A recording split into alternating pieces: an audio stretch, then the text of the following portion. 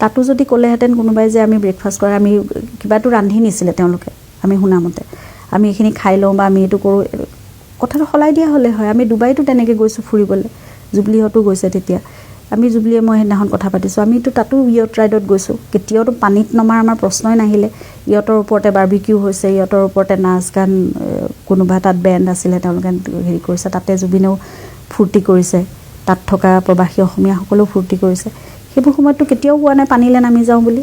জুবিন গাৰ্গক তাৰ আয়োজকেই হওক, আমাৰ নিজৰ টীমৰ মানুহেই হওক বা ইভেণ্টটোৰ আয়োজকেই হওক, যিয়ে নহওক, সকলোৱে এইটো কথা জানিব লাগিছিল, জুবিন গাৰ্গৰ এটা ছিকিউৰিটি এছিষ্টেঞ্চৰ কথা ভাবিব লাগিছিল, এটা টীম মেডিকেল এছিষ্টেঞ্চৰ টীমটোৰ কথা ভাবিব লাগে, যাৰ সাগৰৰ মাজলৈ গৈছে, তেওঁলোকৰ কোনো মেডিকেল এছিষ্টেঞ্চ নাই।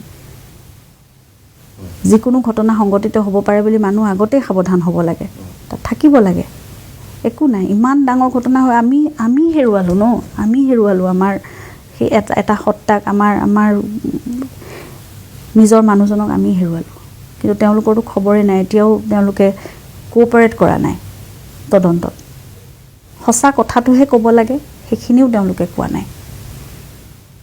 গতিকে মোৰ এইবোৰ বহুত প্ৰশ্ন